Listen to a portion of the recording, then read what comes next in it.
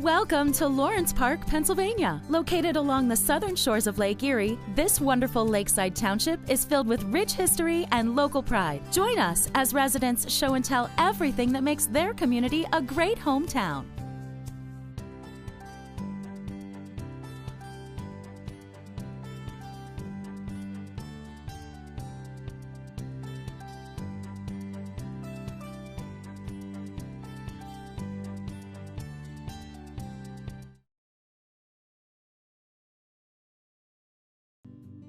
Hi, I'm Jim Van Dyne, and I'm here to tell you how Lawrence Park came to have a National Historic District. I guess everything began in 1907 when General Electric decided to build a new plant here in the Erie area. And they chose a section of farmland in eastern Mill Creek. And they started buying up land, and they put it in a plant. And in England, there had been a movement begun talking about industrial villages as something different than company towns, something much nicer. And there was a lawyer working for General Electric named James Sherwin who had read about it. And he decided that that was what General Electric ought to do here.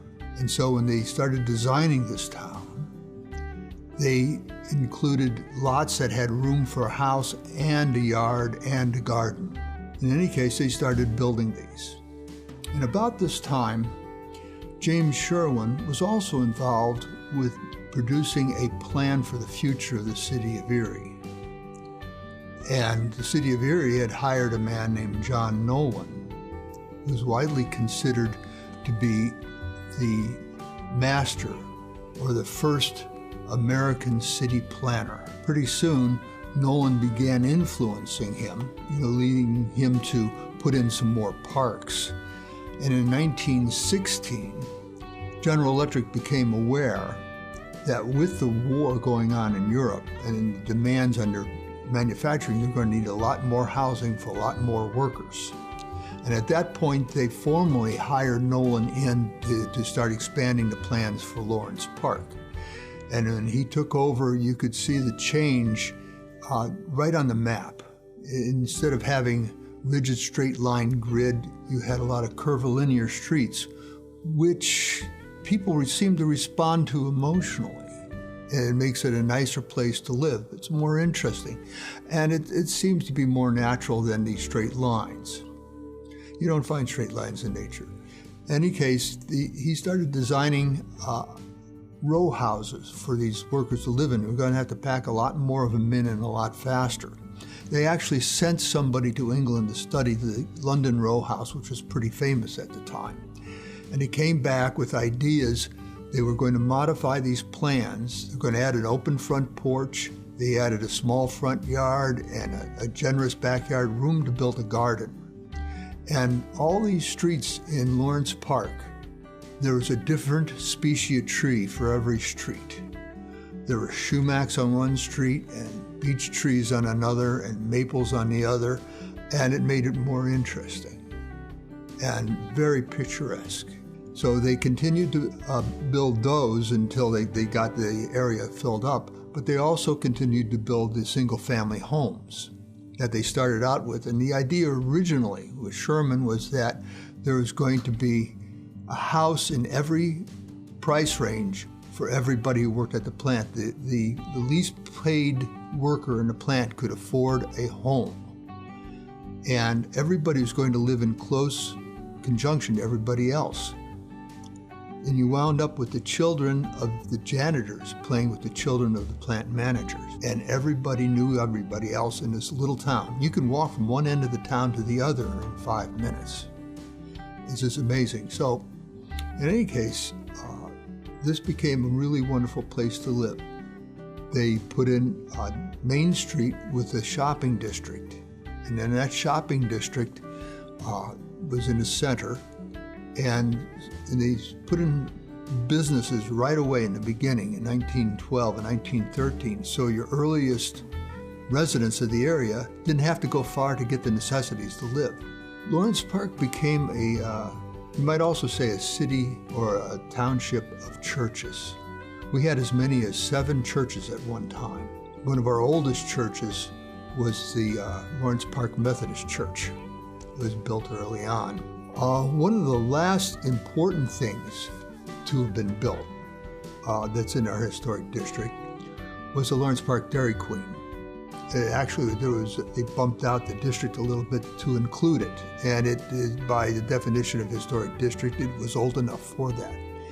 What's interesting about our Dairy Queen, it was built in '54, is that today it is exactly like it was originally, and we're proud of it. And it is one of the gathering places in Lawrence Park. Any summer evening, any warm spring or fall evening, you find just people gathered around there. Of course, you're going there to get ice cream, but you wind up talking to everybody. Early last year, in January of 2018, our consultants finished with the final draft of the application to the National Park Service for being placed on a National Registry of Historic Places.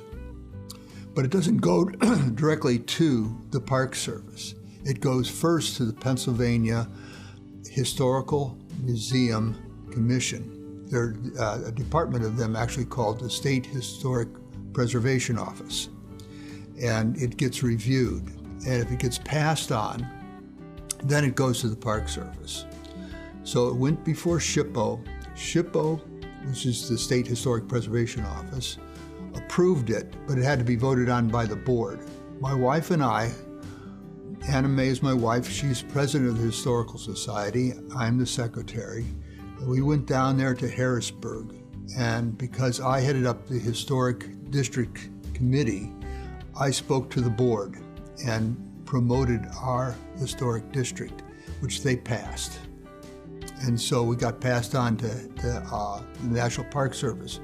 Well, Pennsylvania's Historic Preservation Office is so good, or I should say so careful and precise, that anything they pass on usually gets approved, and it was. And so we got accepted on as a historic district.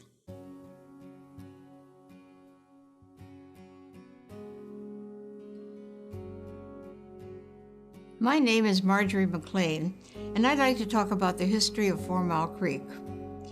The name 4 Mile Creek comes from the fact that we're about 4 miles from the city of Erie. And this little 8-mile stream starts up in Harbor Creek, comes down through Westerville, into Lawrence Park, and past the Napier Avenue Playground. And at that point, by the trees on the banks of 4 Mile Creek make a green barrier between the factory and the town, the residents of Lawrence Park. It goes on down to the Lake Road, where it goes under the Lake Road, and on the west side of 4 Mile Creek at the Lake Road is this beautiful stone house.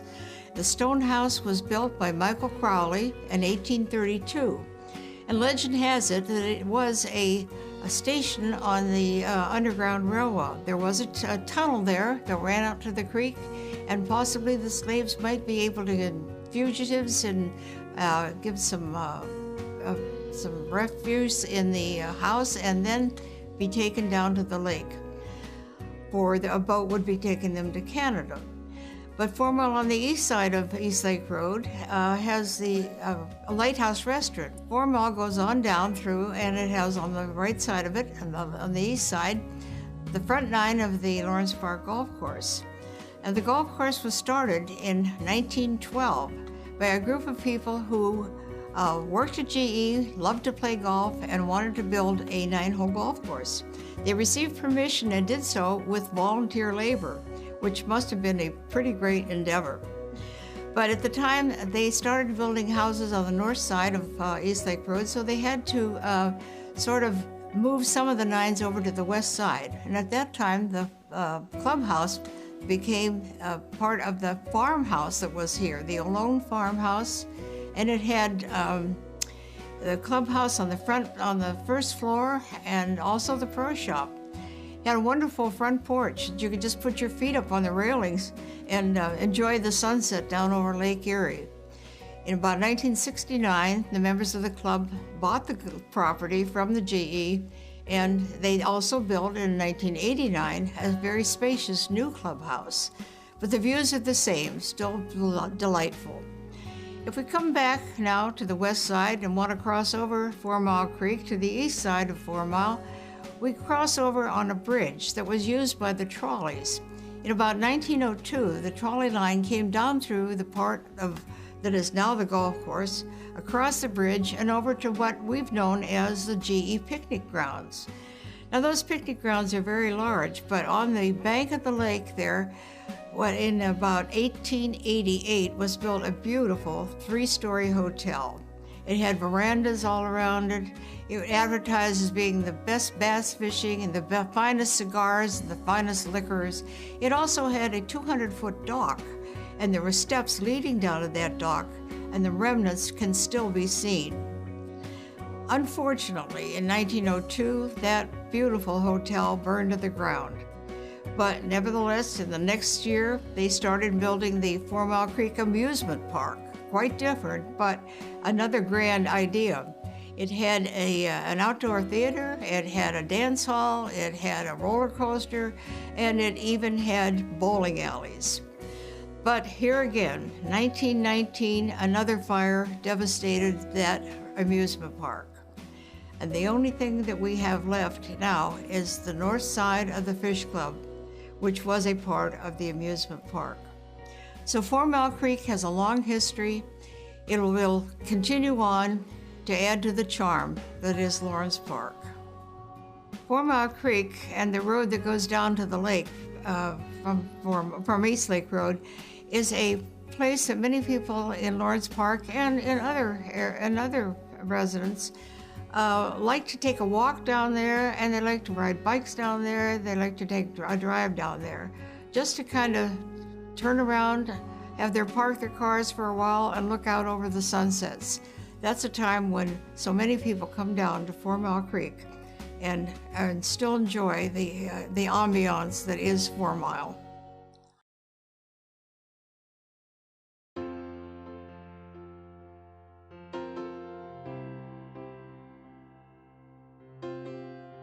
My name is Sally Daglish.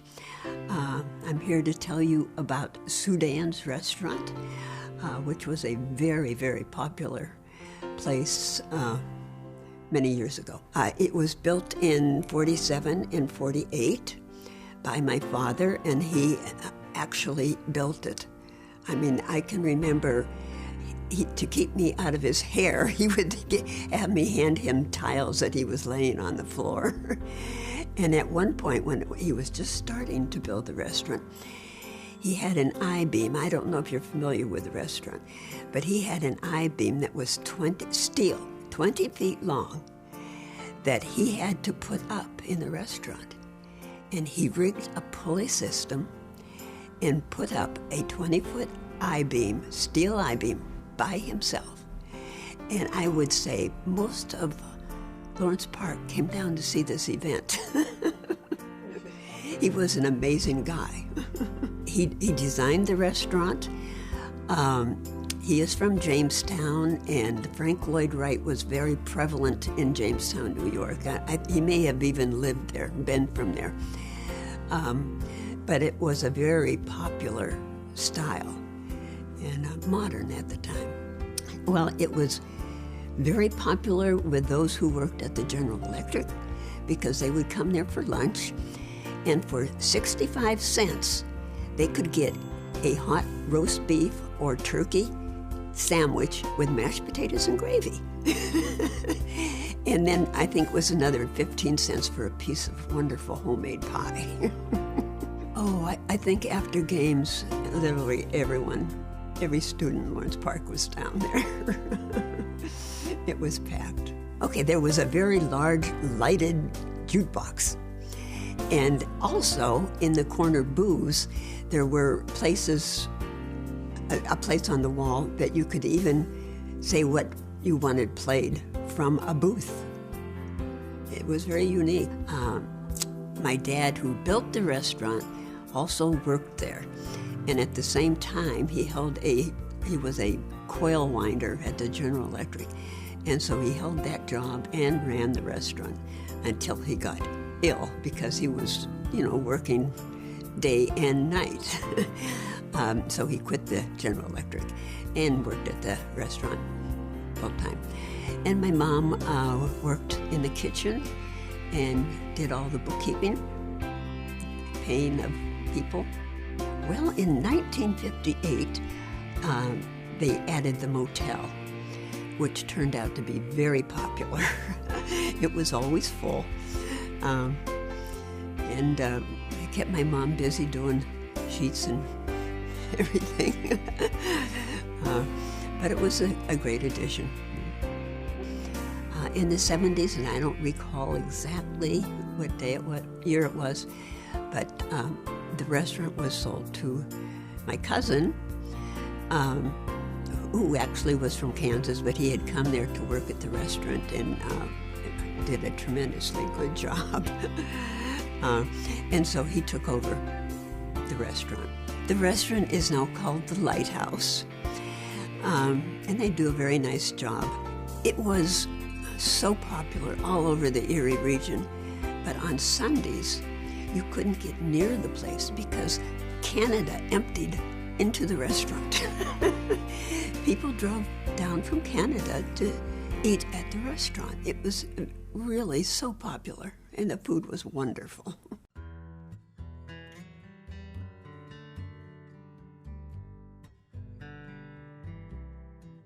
Hello, my name is Maggie Schultes, and I grew up in Lawrence Park.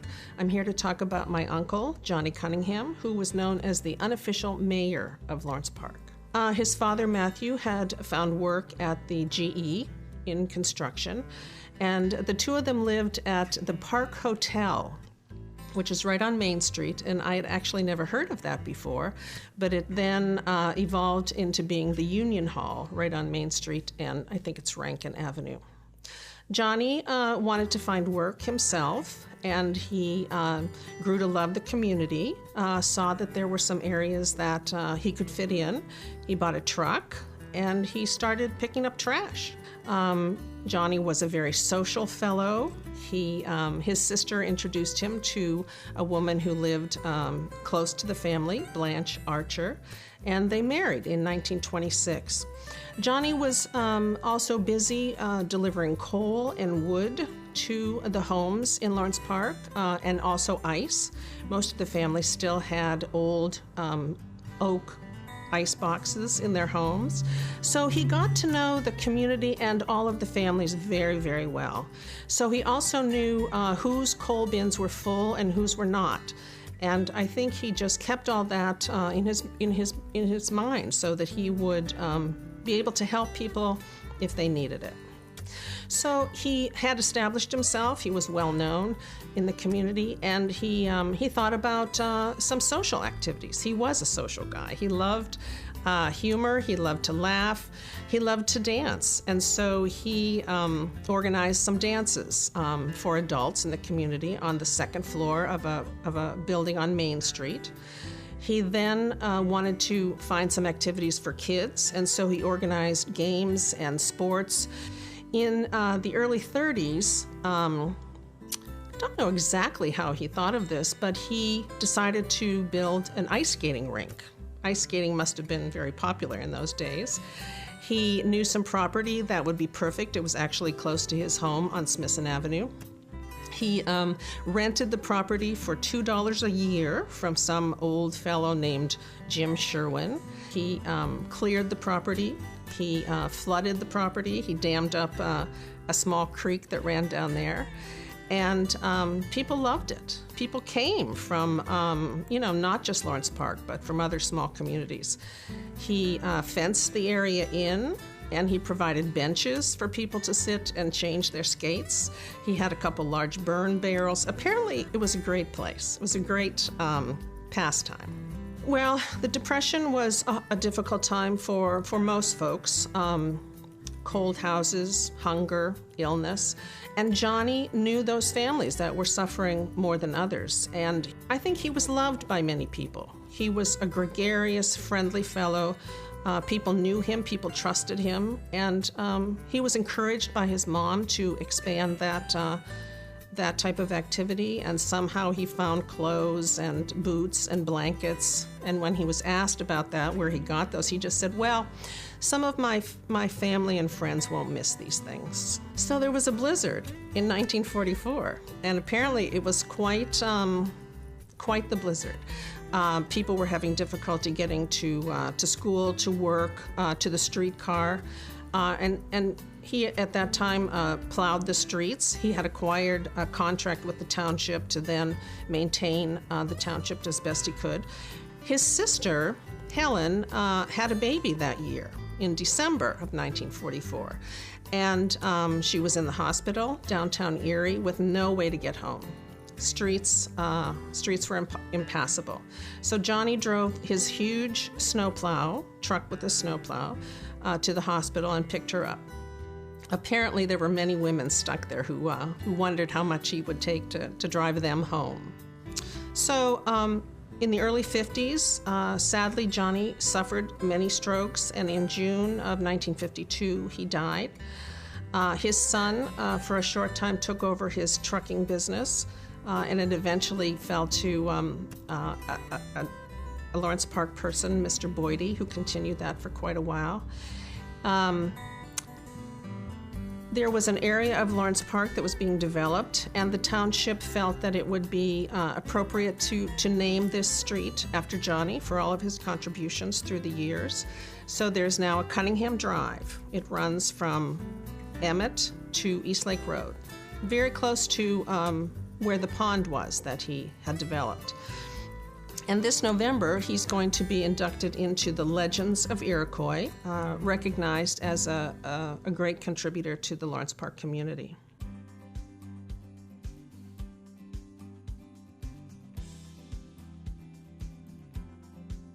Hi, my name is Becky Stanley, and I am co-owner of the Lawrence Park Diner here in downtown Lawrence Park.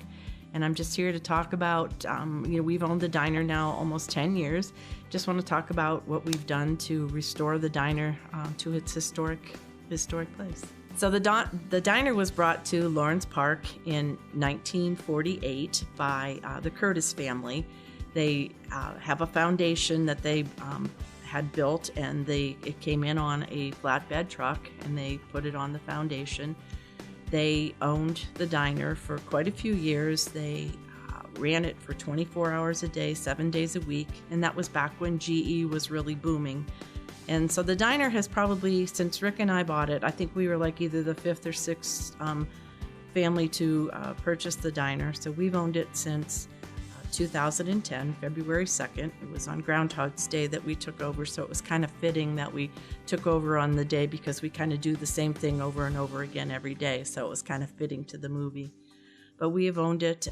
We've tried to really, kind of restore it back to its original luster, and that was kind of our goal when we first bought the diner. So the diner was manufactured in Paterson, New Jersey, by the Steel City Diner Company. And it actually was made as a dining car. It's not off of a train track or anything like that. So a lot of people ask that question because they think they're coming to a rail car. So it was actually manufactured as a diner. A lot of what you see, like in New York City, New Jersey area, there's a lot of old school diners. So that's basically, the structure.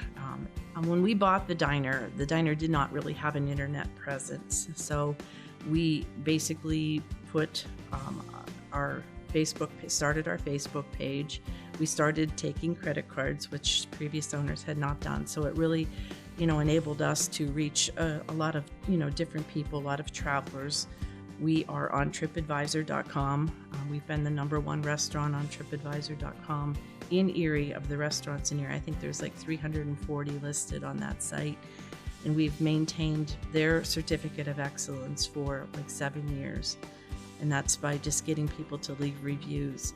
We have many people who, there's people that come in every day for lunch or breakfast. So we have, our regulars. We don't even have to ask them most of the time what they want to eat. They're, the pretty usual things. We have, for breakfast, we have, a variety of different egg dishes, a lot of, omelets. We are famous for our Greek sauce, which is a spicy meat sauce. So the Greek omelet is probably one of the specialties for the breakfast And then lunches, just your basic lunches, club sandwiches, melts, hot dogs, hamburgers. We have club sandwiches and all that. So, we have a variety of foods. And not only do we have a lot of people that from the area that come in, but we do get a lot of travelers with our presence from TripAdvisor. We've had people from just really in the past month from Kenya, Singapore, Egypt, Turkey. So, we get a lot of people. We get a lot of people from Canada, especially people who maybe are living in Florida for the winter. Will come back through, and they usually stop and see us. So it's been nice. And we are also, in 2004, we were put on the National Registry of Historic Places, and we are the only diner in Pennsylvania on the National Historic Register.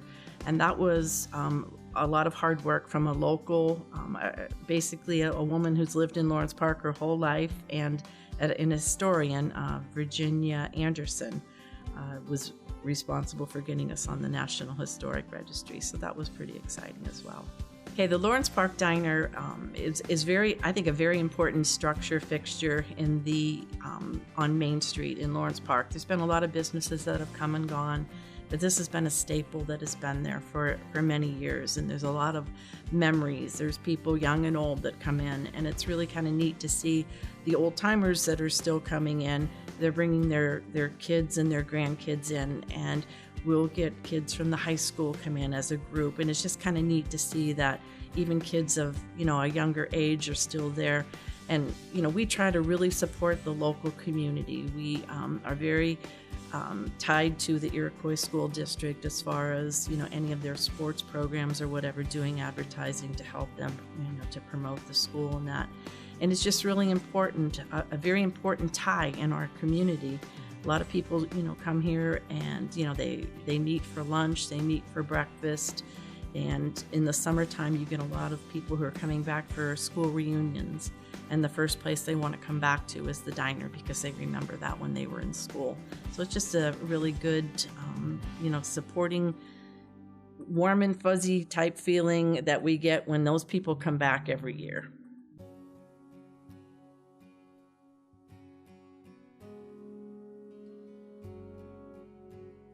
I'm Dennis Luce, and I'm here to tell you about living and growing up in Lawrence Park.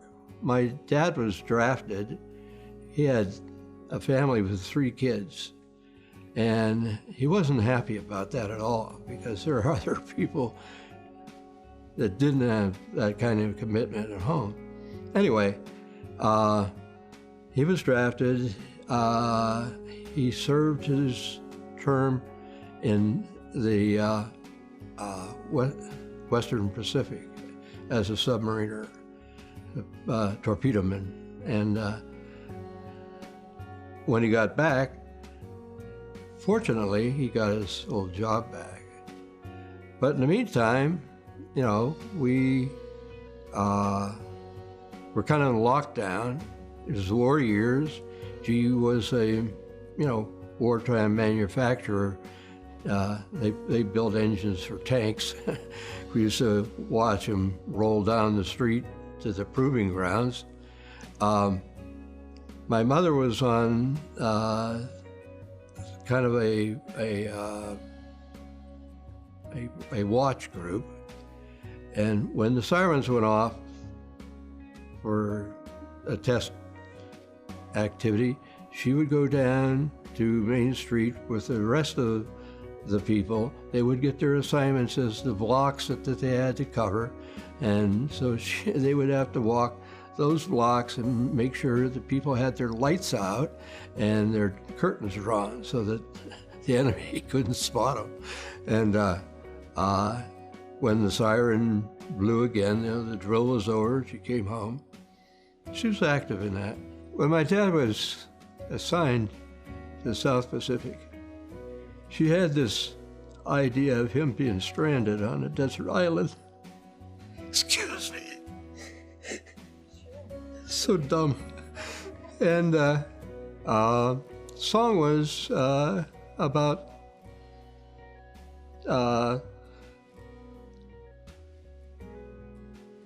Dan being stranded, no water. And she would listen to that and cry, somewhat like me. Whenever I could, I would go fishing with them. Okay. Sometimes we had a family outing. We went out. Back in the day, they had blue pike, huge amounts of blue pike. And so we went out fishing one day, and all of us, and we caught fish so fast that the kids had to string them. And then there was smelt fishing, which is another thing that I think may have gone into the past. At night, he worked in a hammer mill, and he could see the lakefront east of the hammer mill, and whenever he saw lanterns out there, when he'd come home after his shift at 11, he'd wake me up, "Hey, let's go, smelt are running." So we'd grab our boots and nets.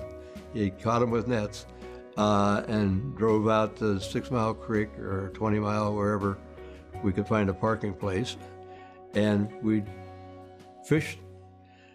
There was a strange incident which occurred. My dad was out in the stream. I was on shore, mending a bucket or something, and he had a lantern with him, and he started walking toward the shore, okay, to bring his bucket with him, or his net, and he stepped off into a hole and disappeared, lantern and all. I could see the lantern going down, and then it went out, and then he managed to clamber out. They stupidly said, "Did you get wet?" He said, "No." He wasn't a talkative guy. Okay, it was hard for him. We'd go for miles in a car without saying a word. I wish sometimes he would talk, but that was him.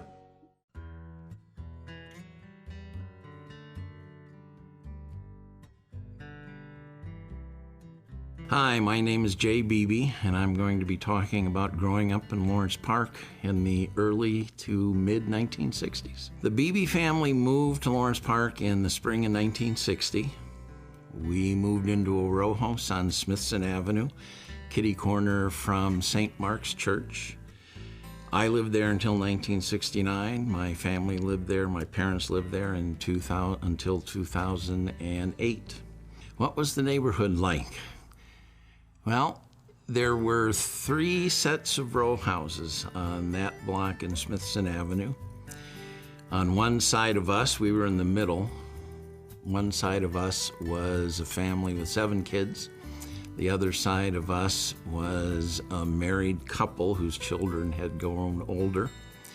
The rest of the neighborhood was full of kids. It was full of activity. There was always something going on. At the end of World War I is when the houses were built.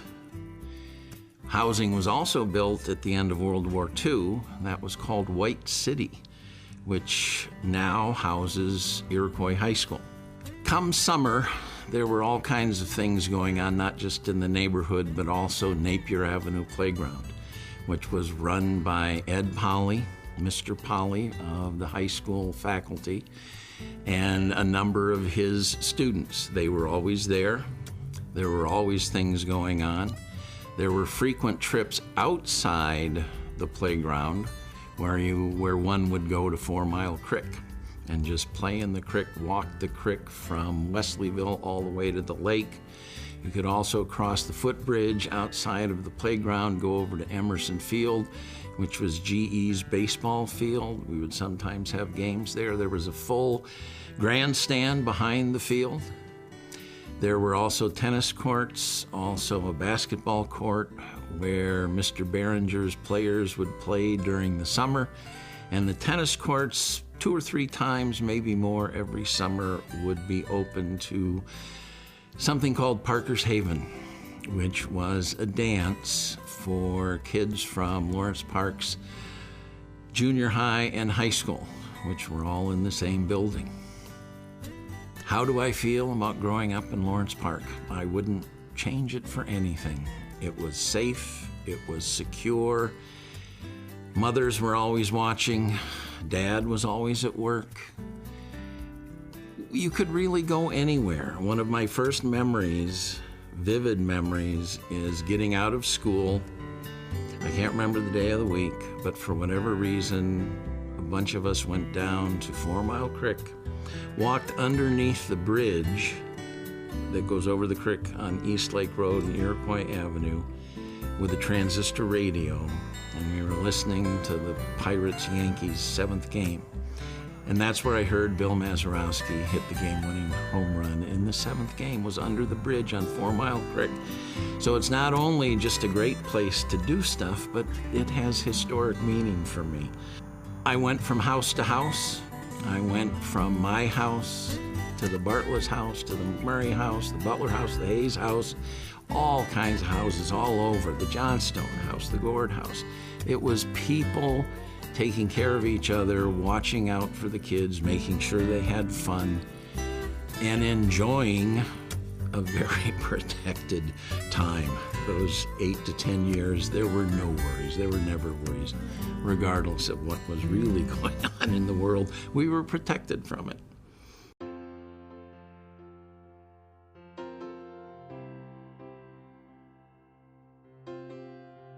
I'm Ed Daglish. I graduated from Lawrence Park High School in 1953. I'm here today to talk about the sports history of Lawrence Park that I can remember. Lawrence Park did not have a baseball team, but they had football, basketball, tennis, golf, track and field. The football field in Lawrence Park was located right next to the high school on the east side. But before, in history, I think before that, the school played games at the General Electric field, which was on Water Street near the General Electric Company. After that, they built a field right next to the school. It was a field that did not have bleachers or lights or anything like that. It was a plain field, and there was a rope put around the field when the games were played, and so people stood and watched the games. An interesting story about the field is it had a slant to it from south to north. And so it was always better to have the ball at the end of the field so you're running downhill. The main coach for football and basketball was Russ Yost, a very tough man. We played single wing football in those days, and so that's how they played their games. By the way, we had very competitive teams. I can't recall championship teams, but they might have had them in the 40s.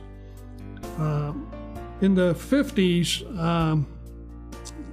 there was Ed Pauley, who came to Lawrence Park from Union City, and he first coached basketball, then he coached basketball and football. He was my coach for the whole time that I was there. His basketball teams, the 5 years that he was coach there, I believe he won 4 county championships, which is amazing. The coach and the football teams were competitive. Pauley was a very good coach and well-liked man. The next coach was Tom Behringer that I recall, and he coached just basketball, and Pauley remained coaching football. And Tom Berenger coached many teams in the 60s. Many of them were championship teams. Yeah, the Lawrence Park Golf Course was founded in 1921. We're coming up on 100 years of this golf course. I've played there since 1947. It's a key part of Lawrence Park. Many people from Lawrence Park and elsewhere have played there. They started out with 9 holes. It was started by General Electric Company. If you were an employee of GE at that time, they took money out of your pay at 25 cents a week. My father did this. And then you played golf. And then later on, it was expanded to 18 holes. And General Electric sold the course to the members, and I'm not sure what order that happened. Generally, sports in Lawrence Park were special because, particularly to the boys in growing up, because there wasn't that much to do. It wasn't a rich community. It was a lot of people who worked at General Electric. So athletics was a good part of their life. And so in my case, my family were athletes, and I ended up to be an athlete and associated with many of the players in Lawrence Park.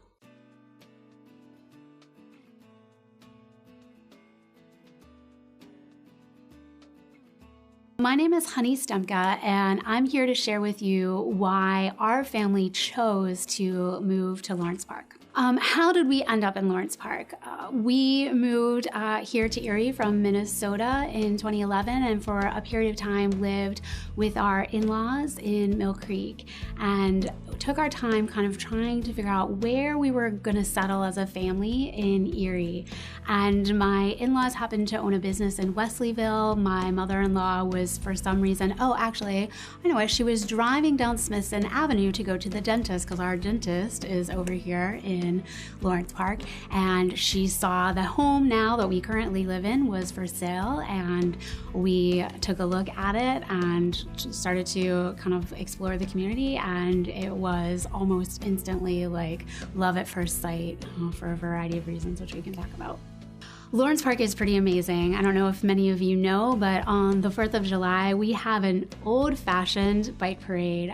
The police officers in town start at Lake Cliff, and typically the bike parade is supposed to be for children, but it seems like the whole town turns out. Everyone decorates their bikes, dresses up in patriotic gear, and we're led from Lake Cliff down Iroquois, pick up another group of bikers, go through town on our bikes, and end up at Napier Park for kind of an old-fashioned 4th of July. There were literally sack races and water balloon fights and bouncy houses and hot dogs and music, and the whole town gathers after the bike parade, and then in the afternoon there's a parade that goes through town and fireworks in the evening. I mean, we literally come out of our house in the evening after spending the day with our neighbors and just kind of a backyard picnic and watch the fireworks kind of over Lawrence Park, and it's just really kind of that very great sense of nostalgia and fun and community. And it doesn't really stop there. Lawrence Park does an amazing job with all of their holiday events. So Halloween is another one where it was quite surprising to us how into Halloween the whole community seems to get, particularly around Elbow Tree Park, which is where we live. Neighbors decorate their homes, and it's an event. Not only are people trick-or-treating and out talking with their neighbors, but people are kind of having like mini parties in their driveways. They're, getting their fire pits out and sharing stories, and it's just kind of a very festive time in Lawrence Park. And then, of course, Christmas is another time where the community just seems to turn out. So there's this lovely gazebo in town, and Santa Claus arrives at the gazebo on December 23rd every year on one of the fire trucks, and then the townspeople line up, the children go up and ask Santa for what they want for Christmas. And then we, a few years ago, trying to kind of build on that small town nostalgic feel, started hosting a caroling party. So we'll have people over typically the Sunday before Christmas. It just kind of depends on when the holiday falls, and we'll gather, and then we'll hit the street, and we typically carol around Elbow Tree Park, and it's unexplainable, kind of the feeling, just that the sense of community that Lawrence Park kind of garners. So one of the other reasons that we love Lawrence Park, one of the other reasons we chose to move to Lawrence Park, was how walkable Lawrence Park is. We happened to be looking at the house that we ended up buying. It was either the first or second time that we looked at the house. And I was standing out on the sidewalk, kind of staring at the house, analyzing it, thinking about our future in the home. And this gentleman walked by, and it happened to be a neighbor on an adjacent street, Mr. Mosier, who is the barber in town, which is great. We have a barber shop in town. And he said, you know what, you should just live there. I think you should really buy that house. And I said, well, can you tell, why do you say that? Why do you live in Lawrence Park? And he goes, I've lived here for my whole life. We love Lawrence Park. It's just one of the best communities that you can possibly live in. I have to say, we're thrilled to be in Lawrence Park. I mean, we've been here for 5 years. We plan on being here for many more. I have seen no reason actually to leave. We once again love the sense of community. We see our boys growing up here. I love that my oldest son, can safely walk through Elbow Tree Park to go visit and play with neighbors, that the children are able to safely ride their bikes up and down the sidewalk, and just all of those things that one hopes for in a community, one hopes for when you move to a place, that it's safe, that it's comfortable, that it's warm and welcoming. All of those things are true about Lawrence Park, and I would say exponentially true about Lawrence Park, and we're just really thrilled to be a part of the community.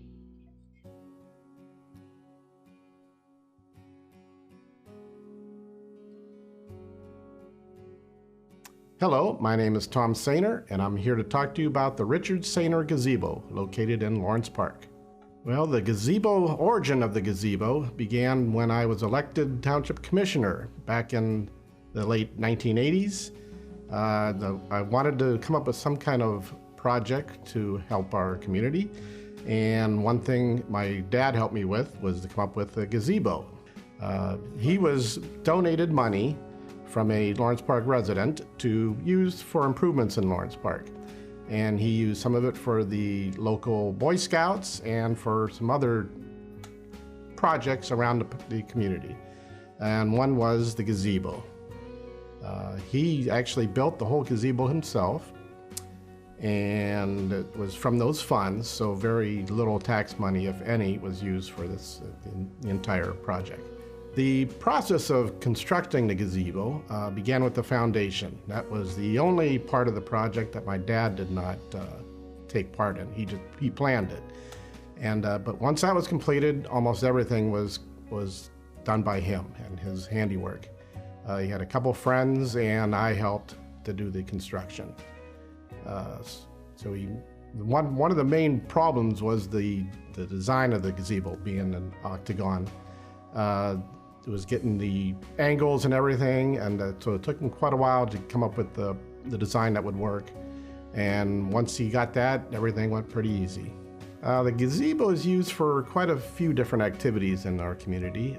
One of the most popular is the summer concert series. We have that go for 6 to 8 weeks during the summer. And the bands actually get into the gazebo and set up, and that's where they perform the music, and everyone sits around on the lawn and listens to it all. Another very popular activity is the Christmas tree, Santa with the gift bags that are handed out. That thing is huge in our community. Santa actually gets into the gazebo, and everyone comes up, and one at a time the kids go up to Santa and receive their free bags full of goodies and toys. Yet another activity is not an official one, but a lot of people take wedding photos there. It makes for a really nice backdrop for wedding photos. My father constructed this gazebo back in 1990, and so it's been quite a few years, and just recently a local Boy Scout, Joe Westcott, made it his Eagle Scout project to refurbish it. And what he did was have the gazebo repainted and the reshingled on the roof, and he even added a new flagpole next to it, and it looks great again. Well, the gazebo is a fairly new addition to our community, but it's one of the main reasons it's caught on is that it gives a central point for people to get together, especially during, well, I was going to say summer, but also Christmas season. It brings all of our people together, and they enjoy getting those bags and enjoy hearing music, and just real nice community activity.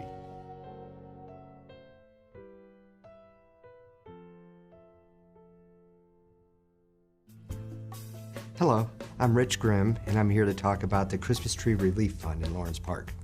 It started, the organization started in 1931, and it started with a handful of people in Lawrence Park that just wanted to help other people in the community that were having a hard time at that time. So what they did is they went around door to door and collected donations from people and took those donations. Maybe they bought a Christmas tree for a family, or they packed up little treat bags for the children, and they gave that away to the family. So today's time, we do basically the same thing. We go door to door, we collect donations, and we also help people in the community. We gave out $3,000 worth of gift cards last year, and also we bring Santa to the gazebo. We do a Halloween parade. We make up 700 treat baskets for the kids, little bags of treats, and we pass those out whenever Santa comes to the gazebo on the 23rd, and it's just a festive time. The whole organization is volunteer.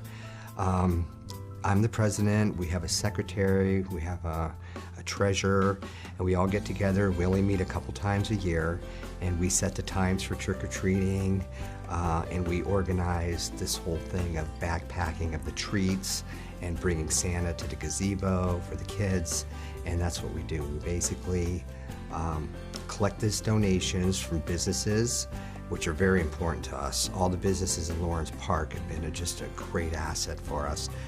Not only do they give monetary donations, but they donate resources like people, trucks, anything we might need to pull this thing off. And then all our people that go door to door, they're fantastic. I'm in charge of all of them, and there's a lot of them, and they go door to door, and they collect donations, and they have a little ticket that they ask for a donation for the ticket, and that ticket basically just gets a child a treat bag when they go see Santa. The 700 treat bags we make up, we just give them to the kids as they come up to the door. Now, if they don't have money for a donation, that's okay. No child is going to go without a treat bag. So if they're getting a treat bag anyway, give out the tickets. So all the money we collect from the businesses and going door to door kind of goes into a fund, and that's when we get the gift cards, we buy the candy. The names we also get from people in the community, the names of people that might be in need.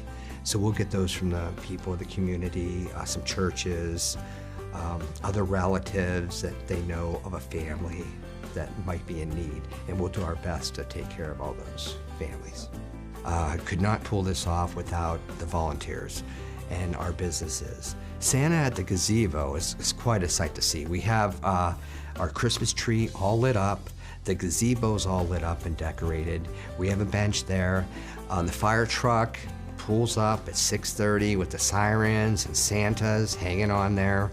And we get them up on the gazebo. Meanwhile, the kids have been lined up for an hour all the way around the park.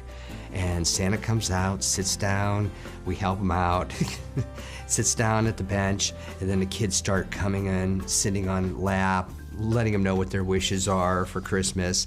The family's taking pictures, and then as they leave, we give them their little treat bag as they come off the gazebo steps. It takes about 2 hours, a little over 2 hours, to get through everybody, but then Santa gets pictures with everybody. The fire department goes up there for pictures at the end. The police department's up there for pictures at the end. And I'll tell you what, we couldn't do what we do without our volunteers and without our police department, fire department, and local authorities. It's been around forever. It's been around a long time. We help a lot of people in the neighborhood, even off season. You know, we get a call in the summertime, somebody moved into the neighborhood, they're having some problems. You know, we help them out. We got one lady a bed, and she came from a bad situation. She got into an apartment. She didn't even have a bed. So we took care of that for her. We have some people in our organization, our volunteers, that just do things on their own. I don't even know they do it. They'll go and they'll say, hey, Rich, by the way, I took some turkey and a ham and all the fixings to this person because they didn't have a Christmas dinner or they didn't have a Thanksgiving dinner or something like that. And I'm like, oh, great. Never asked the organization, you know, for money or anything like that. They just did it themselves. So these are the kind of people that are volunteering that's helping us and helping our community. And I can't think of a better place to live.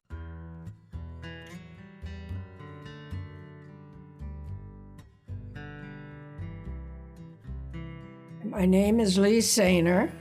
I'm here to talk about Boy Scouting. My husband was in Boy Scouting for many years, and it was really our life. Boy Scouts started in Lawrence Park in 1924. It was sponsored by the Methodist Church. My husband, Richard Sainer, joined the Boy Scouts in the late 1930s when he was in high school. He loved camping in the outdoors, and he liked doing projects for people. He liked helping others. When he graduated, he went into the service, into the Air Force. And then after he was retired from there, he came back to Erie. And in 1947, we were married and moved to Mill Creek. Then he was in scouting in Mill Creek for a few years. And in 1953, he built our home in Lawrence Park. And while he was building it, they found out, and they needed a scoutmaster. So they came and asked him if he would be the new scoutmaster. And of course, he said yes. He was scoutmaster for over 25 years. And then he remained in scouting under other jobs and stayed in the scouting for 50 years. They did a lot of civic things, whatever people needed. One thing they had was back years ago, they had to have paper drives. And he would hire a truck and go around Lawrence Park and collect all the old papers from everybody. He helped the boys with their merit badges. And he had a few Eagle Scouts, and he just loved scouting. Well, I'm hoping that what he did and with scouting has helped it remain, and it's still active up to this day. We have a new scoutmaster now. His name is Mike Westcott, and he's doing a great job and doing a lot of civic projects.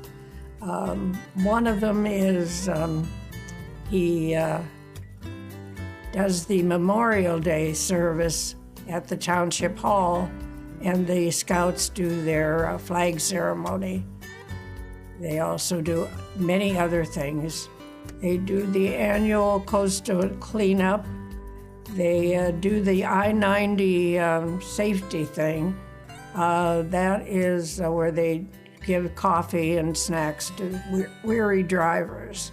They are now in the project of doing bat boxes for the St. Mark's Church, who's sponsoring them now. And they're also doing raised gardens for the patients at the group home. Boy Scouting is a great place to be involved with. It helps the boys in many ways. It's great for the community to have a Boy Scout troop that's as active as we have now. A lot of my life was taken up with Boy Scouting when he was involved.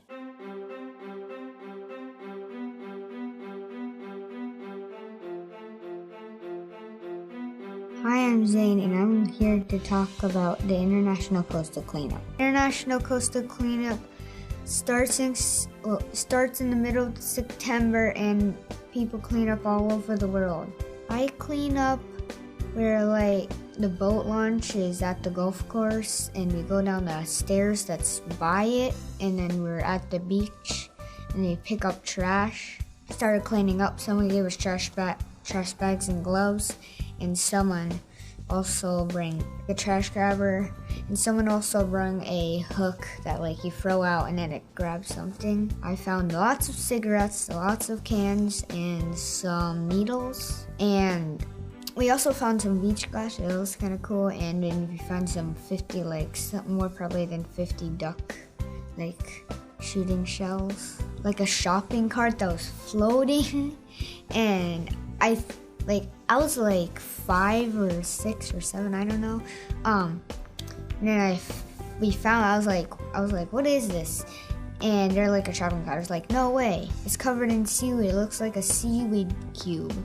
I think it's important to clean up the lake because if people like to fish, they probably want to clean up the lake so there's more fish, and sometimes fish gets confused. It's like food, so they go eat it, but then they get sick and die.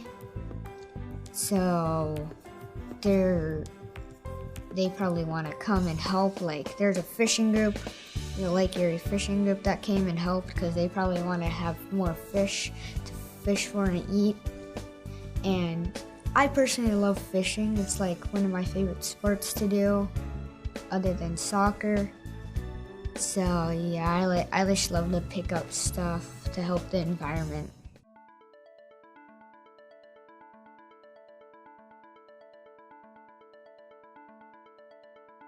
Hi, I'm Leo Nicolucci, and I'm here to talk about FIRST Robotics at Iroquois and Lawrence Park.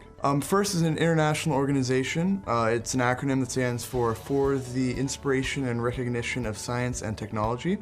And what they try to do is they try to promote engineering and science in general through hands-on activities in robotics for high schoolers and younger. So there are 4 leagues inside of FIRST. All of them promote STEM through various hands-on building activities.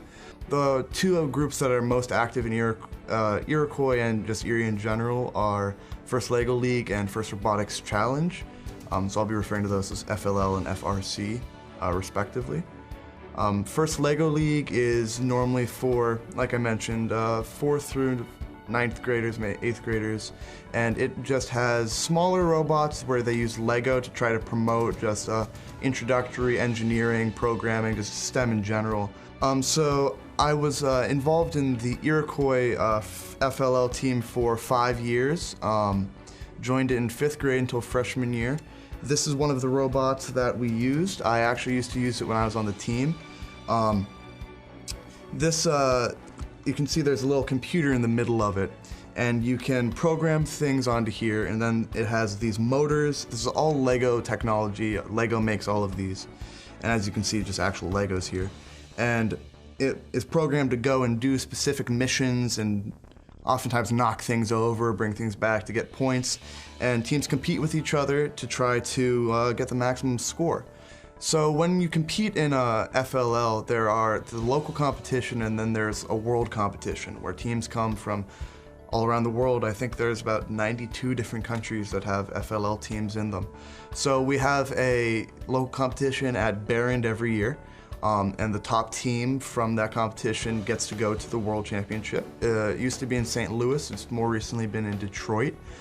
The past 3 out of 6 years, Iroquois has qualified for the World Championship, and I went with the team for 2 of those times, the first 2. So this year, the team from Iroquois Electric Dreams actually qualified again for the World Competition. I did not attend this year, I wasn't involved, but 6 students went to Detroit where they competed against 17,000 total students in 4 days of competition, and where they met people from over 30 different countries. One of the big things at the World of Competition is not only actually competing against one another, but also just sharing cultures. There's what we call a pit, where every team gets a tent and they have different local and just culturally significant handouts. You're expected to bring some, but then you also, while you're there, get to experience what life is like in different communities.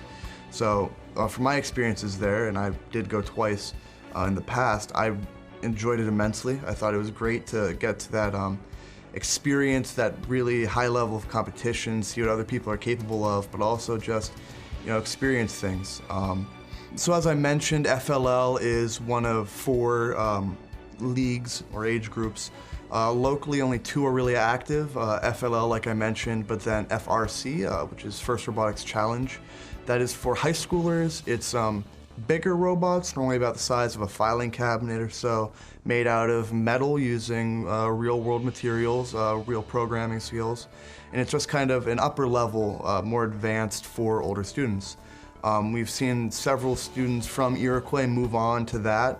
We actually have a growing presence of Iroquois students in local teams. FRC is a little more involved than FLL. It's a year-round activity. The focus is less on things about a project. Rather, we try to focus on community outreach, promoting STEM in just for everybody so that we can try to get this message out to as many people as possible.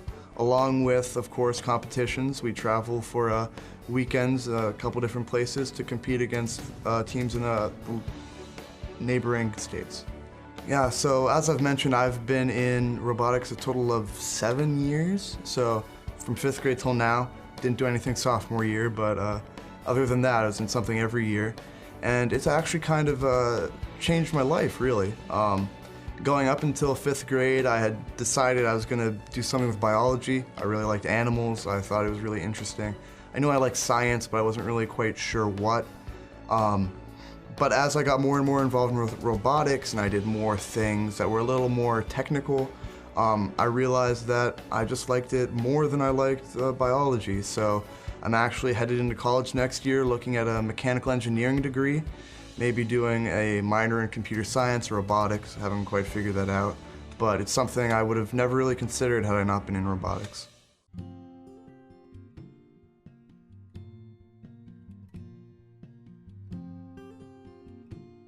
My name is Anna Mae Van Dyne, and I'm here today to talk about the Lawrence Park Historical Society, of which I'm the president. Well, the Lawrence Park Historical Society was chartered in 1979, as with a lot of the historical societies around here shortly after the bicentennial in 1976, there was a lot of interest in local history. So a couple of our township commissioners and a local high school principal that taught history decided to form the Lawrence Park Historical Society, and they chartered at that time. Many of our charter members are now deceased because they were older members of our community. In the beginning, we kind of operated as a club and had meetings in either the high school, the old the upper story of the fire hall, and really didn't have a whole lot of collections. And as we started to gather stuff, we started putting the items into the people's homes. Eventually, we thought that was not a good idea, and so one of our members asked if we could store some things in the township building, and they allowed us to store some items in a closet. And then slowly over the years, we collected a couple of showcases that we could put things in, showcase some things on the walls in the meeting room, and eventually obtained our current headquarters. As we started to accumulate things, the first things we accumulated were a lot of newspaper articles, photographs of people and places in Lawrence Park. We started working on house histories because we thought it would be interesting if people knew who had lived in the house prior to them, when the house was built. So we have house history files. We also have a veterans file. Of course, all this information was given to us by people, so as people would come in and visit with us, we would ask them where they lived or if they were in service, and if they'd fill out this very brief form of when you were in service, what your name was, where you served, what were your memories of being in service. So we've created individual veterans files for different people. If they were willing to give us a photograph, we have a photograph of that individual. As the high school was getting rid of some of their trophies because they had way too many, we started collecting high school trophies, and as a result of that, people started giving us hats. And that kind of has continued. Now we're starting to acquire more things. Recently, the church, Christ Redeemer, was sold, and they wanted to keep some of those items in the community, and they knew that we would keep them safe. So last week they had called us and asked us to come and get some items from the church, and so we were able to get the stained glass window that has a dove in the center, and we were able to get a we figured the flag must be from about 1950 or thereabout because it only has 48 stars on it. So those are the way that we get some items that are bigger, but some items, people are, mom and dad have gotten older and have passed away, and they don't want to throw everything out. So we've gotten yearbooks from the children. We've gotten photographs from the children. Somebody from Florida recently sent us a Lawrence Park high school banner that we've kept. So they come from various different areas. Well, I think we're important for the community in two different ways. Number one, we keep and save the history and educate people on the history of Lawrence Park. But the other thing is that we like to be involved in the community. In the past, we provided refreshments for the street dances that the township always holds. During the summer, we've held bake sales. We always have a float in the parade. It may just be a car with a couple of people walking with our banner and throwing candy. On Memorial Day at 2 o'clock, we always have a Memorial Day service to commemorate those that have fallen in service to the country. And we always have our fire department and our police department lay a wreath at the memorial wall that's found at the township office. The Lawrence Park Historical Society is open on Thursdays from 2 to 4 and on Saturdays from 12 to 2. And we're located at 4230 Iroquois Avenue in Lawrence Park, across from the Dairy Queen.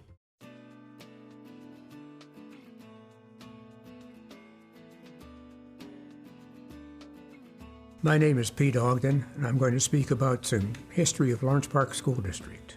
All right, the merger was formed by the School District of Lawrence Park Township and the School District of Wesleyville Borough.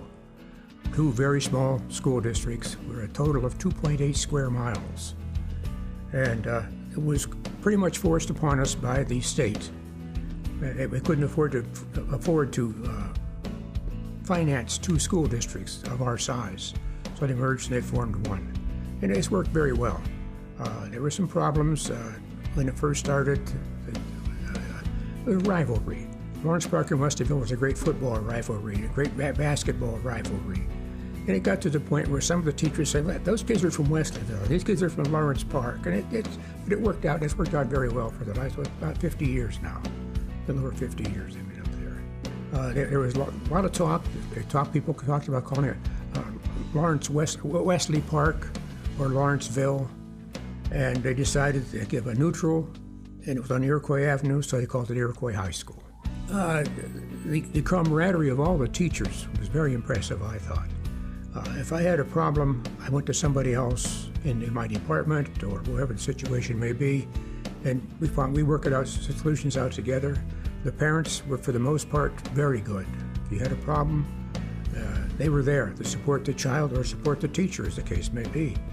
Yeah. When I came here, we had Priestley Avenue School. It housed grades 4 through 6. It's an old building. It was built in 1913. It was added on after it was built, and I couldn't find dates when it was added to. First, it was a 4-room school. It ended up with 12 rooms over there at Priestley Avenue. That was demolished in 1969, and it was kind of sad to see it go. It's an old an old brick building, and it was pretty solid. They built the primary school, which is on Iroquois Avenue.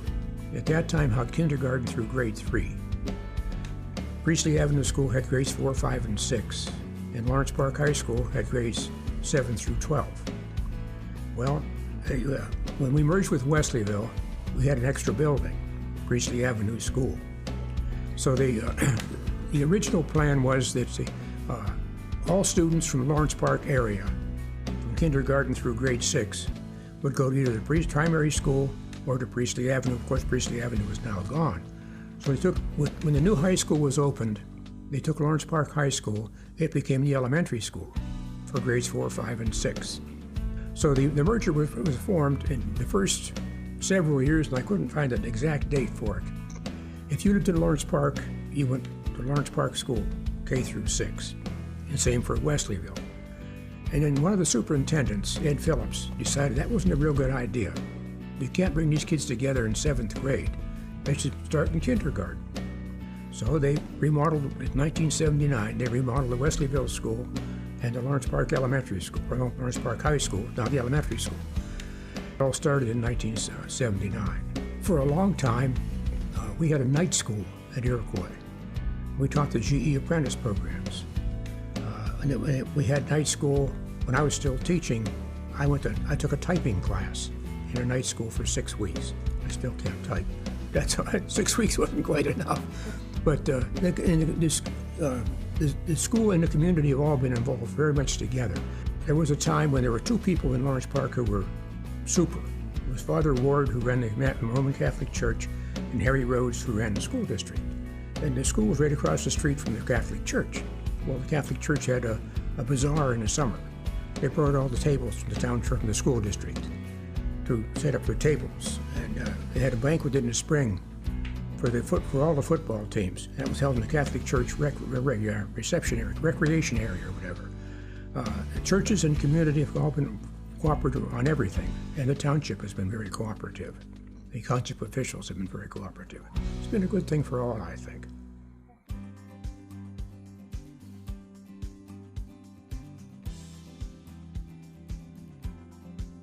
Hi, I'm Doug White. I'm the Executive Director of the Iroquois School District Foundation, and we're pleased to be here today. Well, the foundations have long been a part of the private school system and things like that, and the public schools really weren't that involved in it. Early in the 2000s, they were started mainly on the eastern part of the state, and they've worked their way west. We, in essence, serve as the academic booster club for the district, and also as the 501c3, which is a nonprofit status that we have. The school district itself is not a nonprofit entity, it's a political subdivision. So we serve as the nonprofit arm of the Iroquois School District. Our mission basically is to support the educational opportunities that are available for our young people. There's a lot of things that, especially in this age of very, very tight budgets, that don't make it through the normal budget process. So we have an opportunity to raise money through different events that we do to support programs that the teachers and staff can use. We've raised over $75,000 or so just in staff grants since we started. And that's non-tax dollars. That's private money that's used to support our programs. Well, right now we're in the process of building an outdoor classroom for our students. That's actually they're in the second phase of their fundraising campaign. We funded it earlier in an earlier campaign, and we're funding it to wrap up that project. We fund reader incentive programs. We funded some things like special chairs for kids that had some special needs that couldn't sit in a regular school chair. So we were able to help with that. Digital cameras. A lot of the classes, a science project, like to go out and take pictures and things like that. In the olden days, they'd get the film and have to go get it developed and all of that, and now they have an opportunity to look at it right away. Well, we raise funds a couple of different ways. We do the Taste of East Erie, which is a long-time program that we're done in February. We bring 10 or 12 local restaurants from here on the east side, and we have a tasting. It's a great event. It's a fundraiser, but it's also a friend raiser. We always tell people, because it's in the middle of February when it's typically kind of cold around here and kind of snowy, it gets an opportunity for them to meet their neighbors again and see. It's kind of like over the old backyard fence there. People come and they stay. They're not eating and running, they're visiting. And so it gives us an opportunity in the dead of winter to get together. We do the Legends of Iroquois, which is our academic Hall of Fame. We're very lucky out here in our district that there's a very, very well-established athletic Hall of Fame called WILP, the Wesleyville Iroquois Lawrence Park, that's been in existence for a number of years. About 4 or 5 years ago, I realized that we did not have an academic Hall of Fame. So we've inducted about 6 members now. We have a class coming in November. But that's very, very important for us. It gives us an opportunity to bring back distinguished alumni that have moved on. Some of them are still here in town. Some of them have moved on. It's an important day for us. And probably the most important thing we do with that is we always ask one of them to speak at our schools. And they always ask me what the title is. And I always tell them, I said, I want you to speak to them because you started out right in these chairs, right in the same auditorium, and now you're a Nobel Prize winner. You're a distinguished researcher. That you started right here. That there's some place to go after you leave this school. So that's a big part of it. We also, this will be our 2nd year. We do the very, very popular Erie Food Truck Festival. That last year was just off the charts. We had over 5,000 people come out for the day to enjoy food and music. This year, on June 1st, we're doing that again. We'll have 24 trucks. We have lots of bands and all kinds of things. It's a great, great day. We also do the annual fund, obviously, and Erie Gives and things like that. But those are the main reasons, or the main ways that we raise money for our foundation.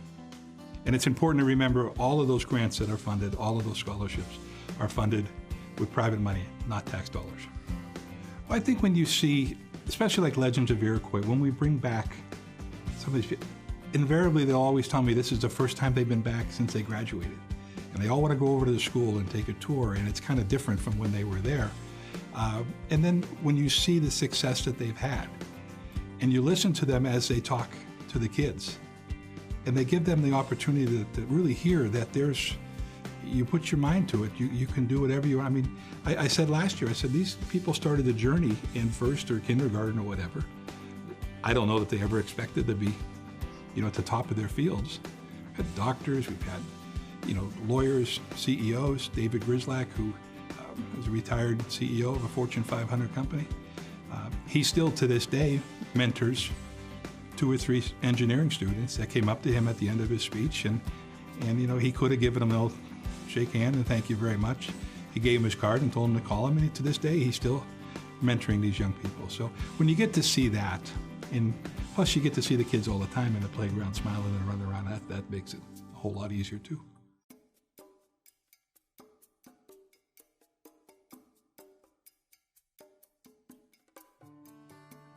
I love Lawrence Park because it has so much good activities to do. Oh yeah, I like to go to Napier and the Iroquois parks, like the one up front. I loved because the spinny thingy. And I especially like Elba Tree Park, but I'm kind of sad that the original one got cut off, but now there's like another one that wasn't artificially made, that's like a little birch tree. And it's like this, but it's like kind of like that. It's cool. And then I just really like the sites you can go to, like the Napier Park, who has a little creek, and most parks don't. I just love to skip rocks. Lawrence Park is a really fun place to live. It's such a small, close-knitted community. You know almost all your neighbors. Maybe not so much now as it used to be, but it's still got that neighborly touch to it. I used to live here when I was younger, and I moved to Harbor Creek, which isn't far, but I moved back then mainly to help my mom and just enjoy this area. My favorite thing about Lawrence Park is the small community, almost like a Norman Rockwell postcard, if you could picture that. And I like the 4th of July parade, where all the kids decorate their bikes and ride down to Napier together. It's a community. People care about each other, and the township always has activities that are free for the community, and all you have to do is look and see. There's so many things to do. Well, the best thing about Lawrence Park, it is compact, small community compared to the other communities in the region, and everybody knew everybody. I mean, families got together, kids played ball together. You did walk to school. There were no school buses, and so it was easy to go back and forth to school. You would walk to school in the morning, go home for lunch, come back to the school again, and then home at the end of the day, or go to practice or something of that nature. My favorite thing about Lawrence Park, I think it's so difficult to pick just one thing. Super thrilled about the fact that we're now a National Historic District. My partner would tell you I've always wanted to live in a historic district. As long as he's known me, I kind of gravitate towards communities and places like that. And so we're over the moon that now we're kind of in that historic district within Lawrence Park, and we're looking forward to kind of helping to grow that sense of history and expose that sense of history to the rest of Lawrence Park, but even to the rest of Erie and the state, and who knows, maybe even the country and the world as people come and kind of discover the uniqueness about the community. Okay. What I love about Lawrence Park is community. This is a community. Almost everybody knows everybody else. But it's not the nosy sort of way that you hear about in small towns. And it's just the way the community is organized, you can be close without bumping elbows too much. And everything works together. The parks are a big part of it. The way the business district works is part of it. We have only one vacancy in any of the storefronts downtown, by the way, which means that we're doing well. We've got vibrant business community down there. And everybody works with the township commissioners. And of course, it's small enough that you know the people that are running for commissioner, and you know who should be on the board and who shouldn't. And it's not that one guy is a bad guy and shouldn't be on. It's that their strengths aren't in that direction. I just love the community. I love that it's so small. Everyone knows each other. I can walk down the street and know all my neighbors. It's really supportive, and it's been great throughout all of my 18 years here.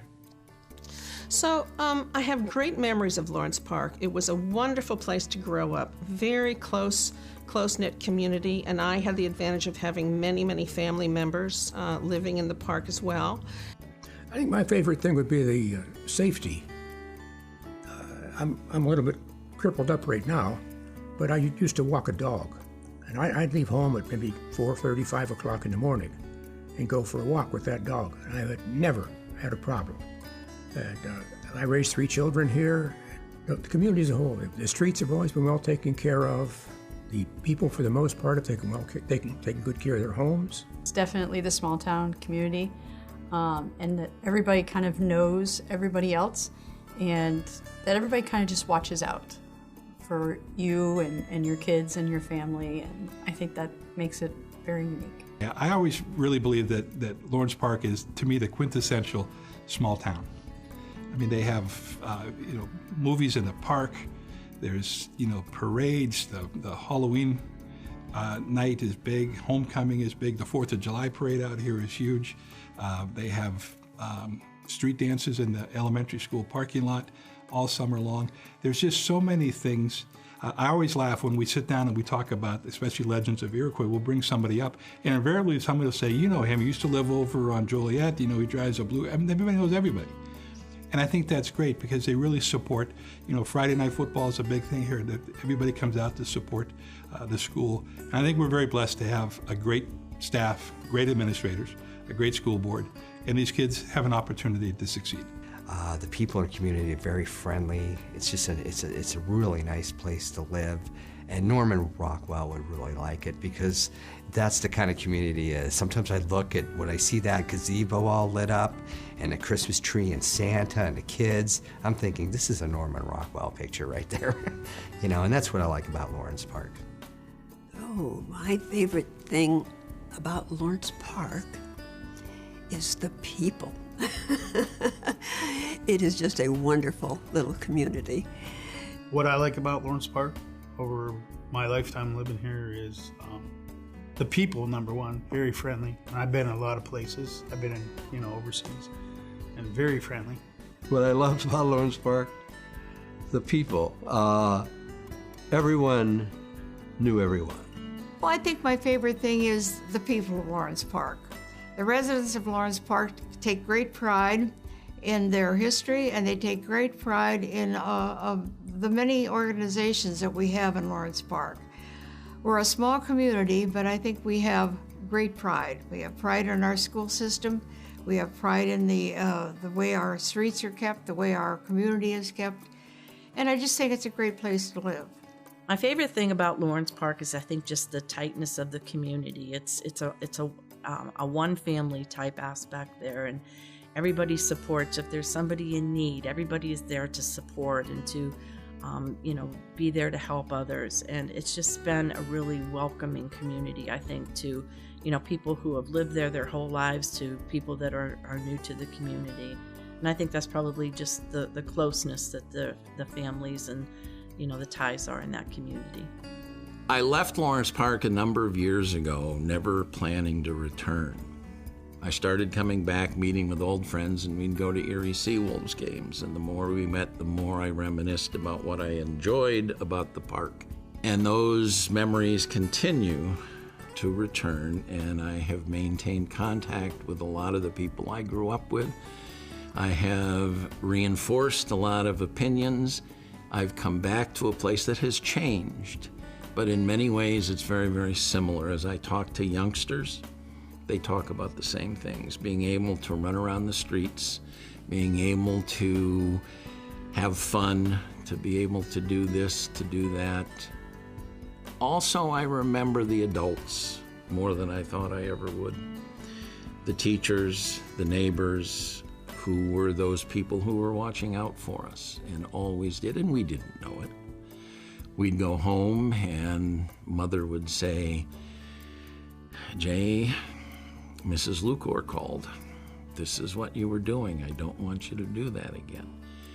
We had Ed Strong, the chief of police. He lived right around the corner from us, but we knew that he would take care of us. We also knew that we shouldn't do something we shouldn't do because he would find out about it.